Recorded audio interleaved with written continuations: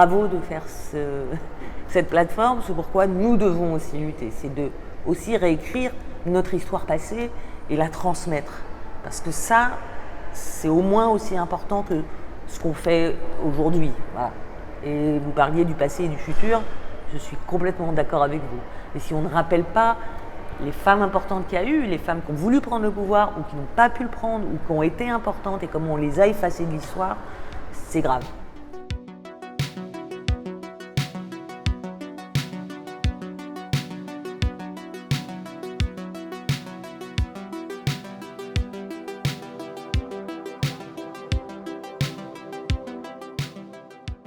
Je pense que c'est une bonne idée. Jusqu'à il n'y a pas très longtemps, disons, jusqu'à il y a une dizaine d'années, quand je voyais des festivals de femmes, notamment celui de Créteil, qui est célèbre, etc., je me disais, mais pourquoi des festivals de femmes? Alors il faudrait qu'il y ait des festivals d'hommes. C'était pas une idée que j'aimais beaucoup, et j'aime l'idée de la mixité. Mais c'est vrai que c'est tellement déséquilibré. C'est vrai que, même inconsciemment, hein, les hommes gardent tellement leur précaré, tellement leur... Enfin, oublient tellement, même sans s'en rendre compte, les cinéastes femmes, que, après tout, pourquoi pas les quotas, pourquoi pas... je pense que toutes les formes de lutte sont bonnes. Voilà.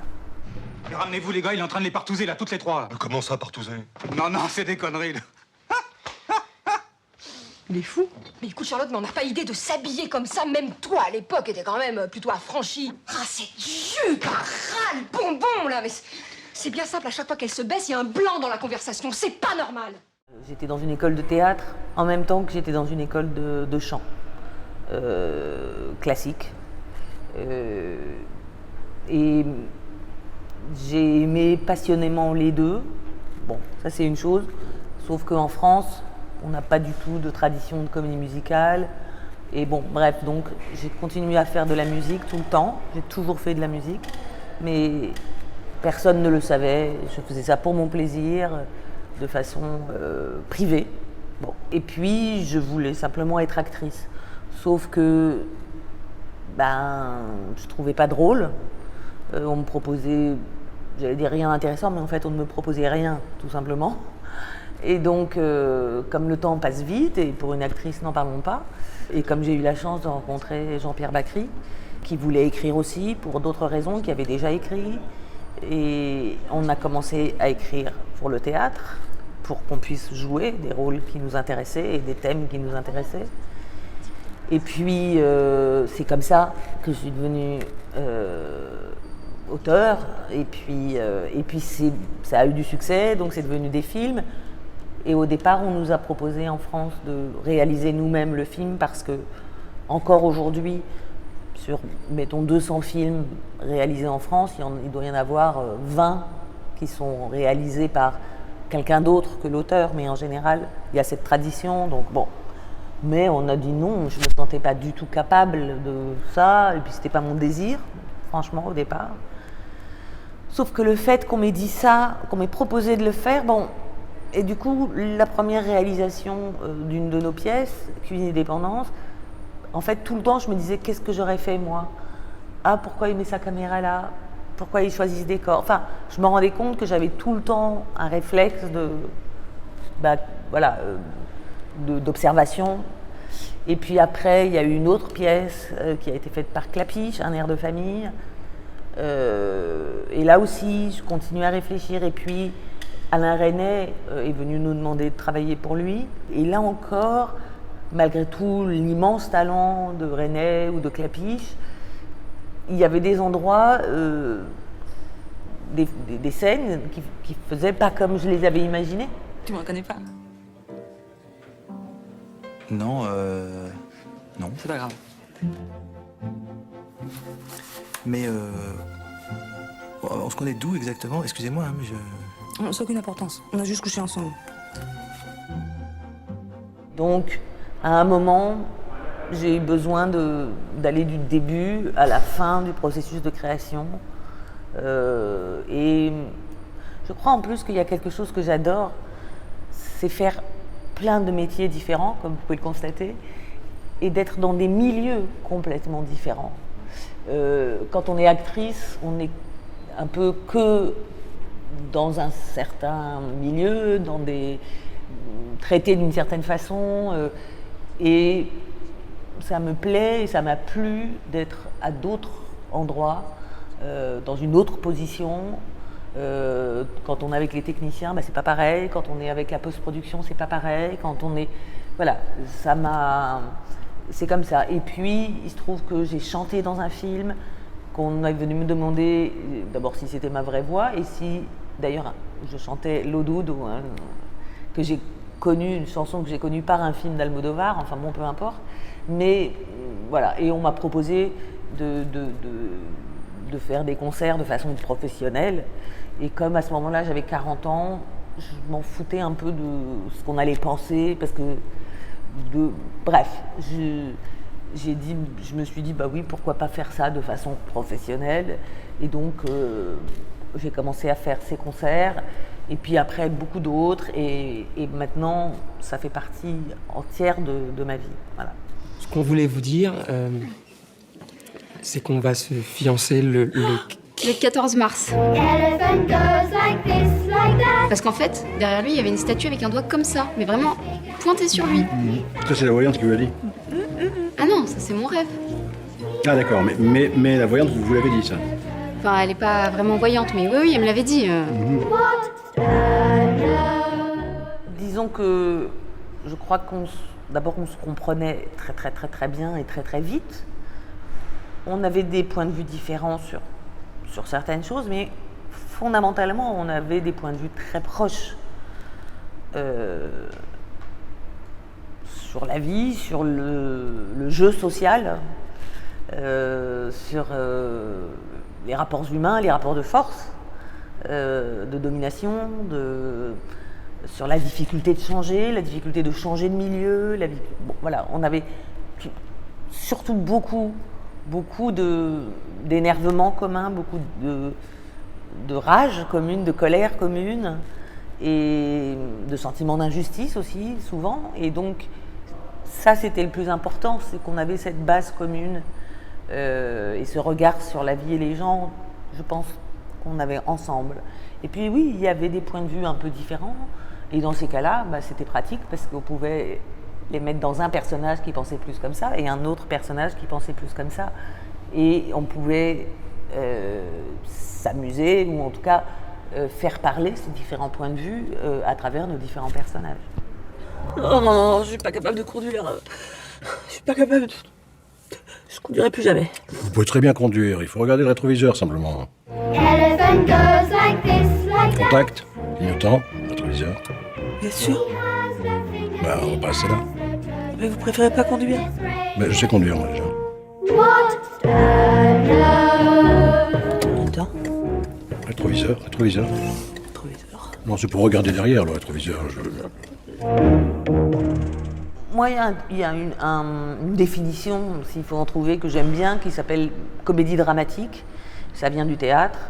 Le théâtre de Tchekhov, c'est des comédies dramatiques.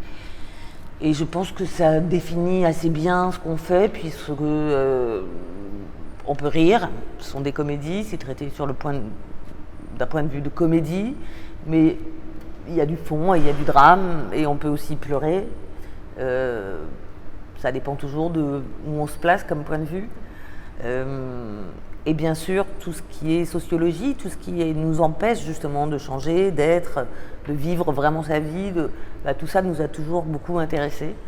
Donc voilà, mais comédie dramatique, ça me va comme terme.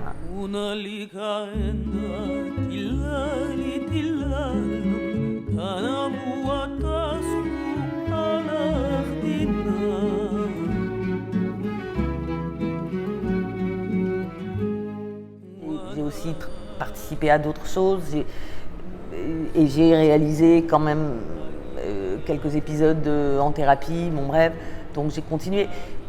Mais d'une part, je n'ai pas envie de faire les mêmes films en moins bien, donc il faut que je trouve comment peut-être me rapprocher de choses que j'aimais plus que lui, comme la musique justement, ou comme... Enfin en tout cas voilà, faut que je... Et d'autre part, on est à un moment, en tout cas en France, très particulier, puisque le cinéma ne marche plus du tout.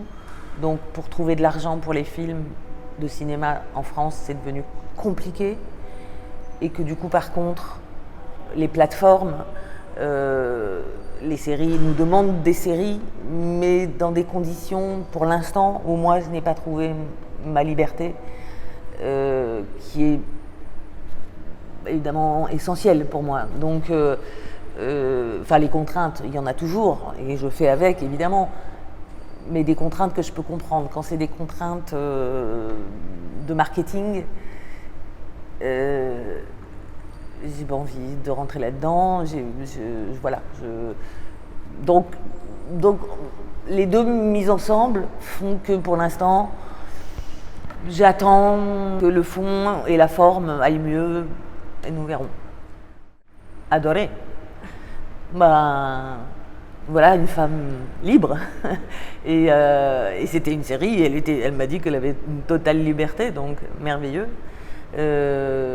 En plus, elle est à la caméra aussi, et j'ai retrouvé une simplicité que j'aime beaucoup, une drôlerie, une façon de faire les choses tellement, simple, intéressante, drôle. Enfin, c'était une grande joie. C'était à Barcelone d'ailleurs. Tu veux pas l'enlever, cette histoire de postiche? Papa... C'est ma vie privée, quand même. Putain, tu balances ma vie privée sur la place publique. Toi qui passes ton temps à étaler la vie des gens dans les moindres détails, c'est quand même gonflé. Le ciné, enfin, c'est surtout... Il y a des hommes qui ont besoin de... Je sais pas comment dire, de violence, de rapport de violence ou de pouvoir. Et il y a des hommes qui n'en ont pas besoin. Il y a des femmes qui ont besoin de rapports de violence et de pouvoir. Il y a des femmes qui n'en ont pas besoin. Je ne trouve pas que ce soit forcément une grande différence. Ça peut être une différence, et peut-être si j'étais plus jeune, par rapport à des scènes d'amour ou des scènes de sexe, peut-être. Mais non. Quelqu'un comme Alain Resnais ou Bruno Podalides ou d'autres, c'est des hommes extrêmement féminins, enfin en tout cas qui ont une part féminine totalement assumée, et qui sont aussi délicats que certaines femmes. Et j'ai connu certaines femmes pas délicates et dans un rapport de force. Donc non, je trouve que je ne saurais pas faire ce genre de différence, non. Putain! C'est Jean-Paul, là-bas? J'ai vieilli comme ça, moi aussi. Tu te rends compte qu'ils m'ont proposé la carte senior, ces enculés, là? Elle là. Oui et non, je trouve que c'est pas le pire milieu, même si c'est compliqué. Ça se passe à plusieurs niveaux. D'abord, il y a la jeune actrice. Alors oui, comme jeune actrice, j'ai souffert d'un désir d'utiliser mon corps. Enfin voilà, j'ai lutté pour ne pas être nue dans des films ou pour ne pas avoir des scènes de sexe qui n'avaient pas d'intérêt. J'ai senti des moments très désagréables de voir plaire, mais pas à un endroit qui me plaisait à moi. Enfin, et en même temps, quand on veut être actrice, on veut plaire. Donc, j'étais dans une espèce de contradiction pendant très longtemps qui me faisait souffrir, où je savais pas quoi faire avec tout ça, avec toute cette contradiction. Et puis, justement, le fait de pouvoir écrire, et puis après d'écrire des rôles, peu importe que ce soit pour une femme ou pour un homme, mais qui étaient des vrais rôles, enfin, normal quoi. Ça a commencé à changer ça. Après, j'ai compris plus tardivement une autre forme de machisme, et qui est beaucoup plus pernicieuse, dont j'ai parlé au tout début, qui est un peu d'être un peu invisible ou dévalorisé en tant que cinéaste, probablement, entre autres parce que j'étais une femme. Mais les femmes aussi réagissent pareil. Je pense que c'est malheureusement, quand on est tellement habitué, quand on a tellement intégré une domination et on ne s'en rend pas compte, Et donc on va citer des cinéastes hommes, on va affirmer qu'on aime tel et tel cinéaste, et on va complètement oublier des femmes, mais même parce qu'on n'y pense même pas. Bon, tout d'un coup, il y a Agnès Varda qui, vers la fin, on commence à dire oui, elle, c'est un grand cinéaste, mais pendant toute la nouvelle vague, elle n'était pas considérée non plus. Enfin bon, bref, tout d'un coup, on va, alors pareil, Jane Campion, on a le droit de la citer, etc. Donc, mais il faut du temps pour se rendre compte de cette hiérarchie qu'on a nous-mêmes intégrée. C'est pour ça que je pense qu'il y a aussi des femmes, et il y a aussi des femmes qui, quand on voit les résultats des Césars, par exemple, les réalisatrices continuent à être beaucoup moins nommées que les réalisateurs. Voilà, il y a quelque chose de très, très inconscient qui existe, et ça, c'est beaucoup plus difficile à changer, notamment parce que c'est inconscient. Puis après, en vieillissant, il y a un petit déplacement qui se fait. Et maintenant, quand on me demande des scènes de sexe ou d'être nue, je le fais volontiers parce que ça devient militant. C'est plus du tout le même acte, évidemment. Et puis, ça ne se place plus au même endroit. Et éventuellement, j'ai le droit d'accéder à devenir un homme, en fait. Et ça, c'est... Il y a Françoise Lhéritier qui est une féministe et surtout une anthropologue passionnante qui a beaucoup travaillé là-dessus, sur le moment où les femmes perdent leur pouvoir de reproduction, en fait, ne sont plus voilà, là-dedans, et tout d'un coup, comment elles changent de statut. Et là, je suis en plein dedans, et c'est assez intéressant. Il y a d'autres pièges, mais je vois bien que pour plein de raisons, les choses changent, et la façon qu'ont les uns et les autres de m'aborder change aussi.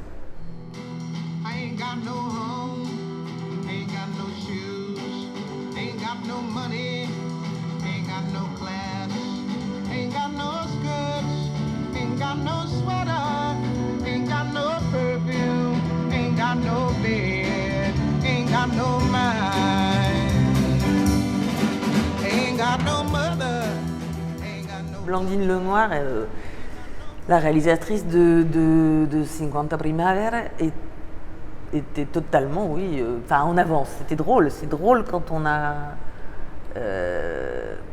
fait ce film avec peu d'argent et pas une exposition forcément très grande. Et c'est très étrange, comme c'est un film qui est arrivé au moment où cette idée de l'empowerment ou de tout ça, je me rappelle d'ailleurs notamment d'être venue ici, d'avoir vu comment le film en Angleterre, comment c'est un film qui a trouvé dans beaucoup de pays un écho énorme, parce qu'il arrivait à ce moment-là où les femmes se rendaient compte il y a eu plein d'époques où les femmes se sont rendues compte des injustices, mais disons que c'est un nouveau moment où les femmes se rendent compte des injustices et où elles prennent la parole d'abord, et aussi où les autres sont capables de les entendre, parce qu'il ne suffit pas de parler, il faut aussi qu'on nous entende. I've got life. I got my freedom. I got life. Ça change et ça change pas. C'est toujours passionnant de voir les endroits de résistance. Et des fois de voir que c'est des endroits qui sont censés être en avance, et qu'en fait ils croient tellement qu'ils sont en avance qu'ils ne se rendent pas compte qu'à un moment ils sont en retard. Et ce qui est très particulier pour moi, et j'en ai beaucoup parlé avec Thierry Frémaux, le directeur de Cannes, c'est que la télévision est allée plus vite pour se rendre compte, pour donner des rôles importants aux femmes, et pas qu'à des jeunes femmes, pas qu'à des jeunes filles. Même si là aussi, on continue, d'abord, il y a aussi peu de réalisatrices, et les femmes, après 50 ans, continuent à disparaître des écrans, des représentations, mais quand même. Et je trouve que le cinéma, alors c'est toujours, je parle en général, et notamment le cinéma d'auteur, moi j'étais surprise de voir comme il y avait peu de rôles et de films de femmes, n'en parlons pas, mais il y avait encore cette idée de la starlette ou la star, l'objet, la beauté, et puis des hommes qui, eux, travaillent et font des films et pensent et peuvent être, on s'en fout de leur corps, de leur tête, voilà. Et je trouve que là-dessus, et puis en plus, L'Oréal, machin, enfin tout ce qui vend de la mode, tout ce qui vend des produits continue à donner tellement d'argent là, dans cette industrie que on reste dans quelque chose d'encore hyper normé et très soumis à à un modèle qui est ancien, voilà. Et je les trouve assez en retard sur l'évolution de la société. Chère Agnès, je suis vraiment très très émue de te remettre ce Magritte d'honneur. Merci. Voilà, on n'a jamais eu l'occasion de travailler ensemble. Non, on a failli plusieurs fois. On a failli. Et je t'ai même invitée pour être ma sœur dans mon dernier film. Ça ne s'est pas fait, mais là, je suis tellement heureuse de te dire mon admiration pour la femme, l'actrice, la scénariste, la réaliste, la réalisatrice, la chanteuse, et puis la femme aussi d'engagement que tu es. Voilà. Et puis ce soir, puisqu'on est au Magritte, tu as le droit de porter comme lui. Et comme on dit en France, tu as le droit d'avoir le melon. Merci. Il y a une jeune génération quand même qui arrive, qui est assez épatante, qui est un peu extrémiste parfois.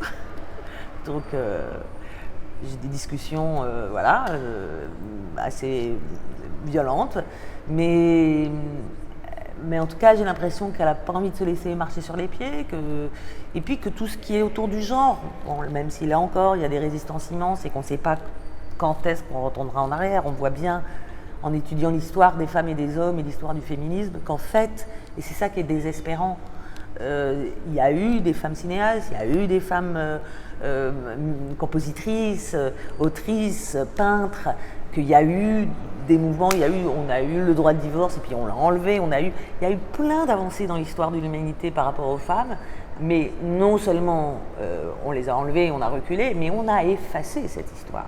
Et dans l'histoire de l'art, c'est presque pire qu'ailleurs.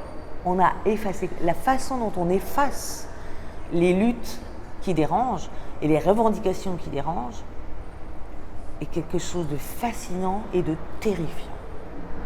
Et ça, je dois dire que même encore aujourd'hui, je vais dire un truc idiot, mais à Canal+, pendant une cérémonie des Césars, j'avais dit une tribune pour défendre les acteurs, les intermittents, l'intermittence en France, qui est un système spécial pour que les acteurs puissent avoir un peu de sous, même quand ils ne travaillent pas, puisqu'on a des métiers qui sont tellement saisonniers, enfin tellement, voilà. Ça avait eu un grand impact, etc. Et ces images, on ne peut plus les retrouver. Aujourd'hui, on peut tout retrouver partout. Ces images n'existent plus. Alors, je ne sais pas quel est le grand Manitou qui efface les choses, mais la façon dont, pareil, j'ai retrouvé voilà, on sait maintenant que Musidora a aussi été réalisatrice, mais ça a été effacé.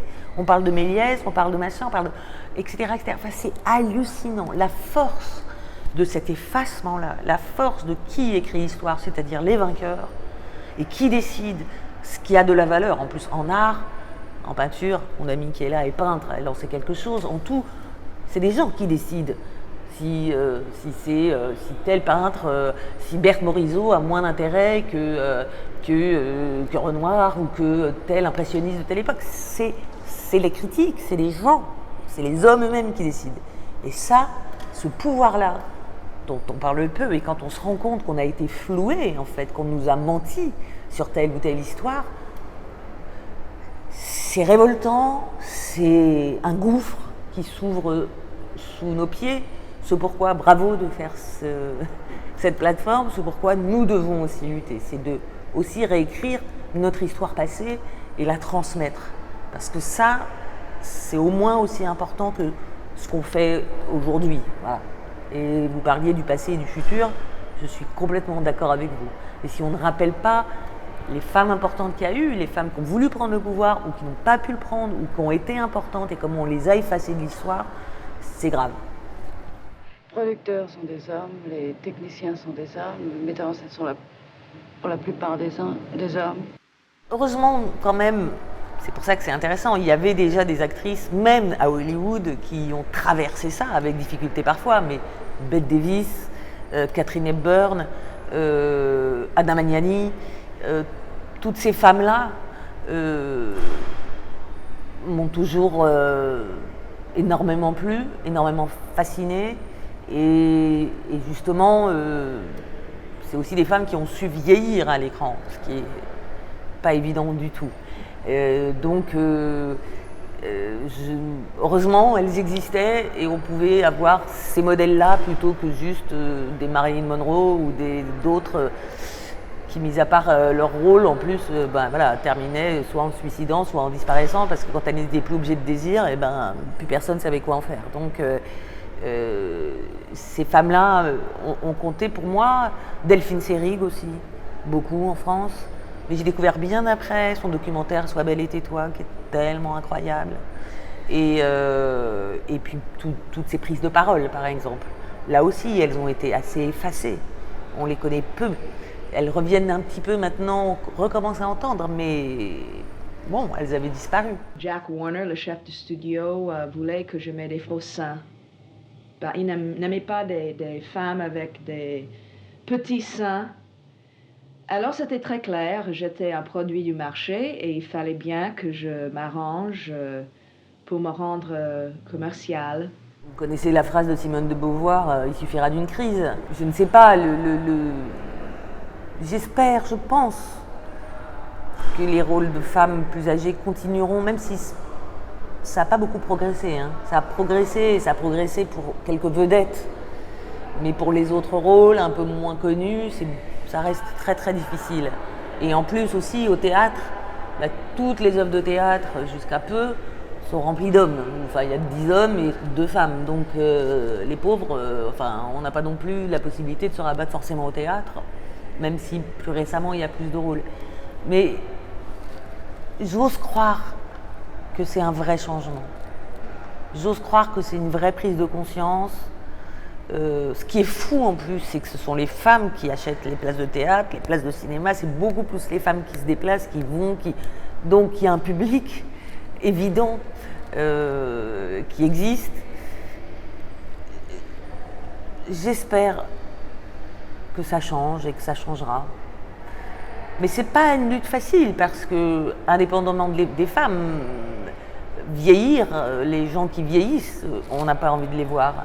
Ils sont effacés des représentations, des images, etc. On en a peur parce que ça nous rappelle la mort, voilà. Et puis parce que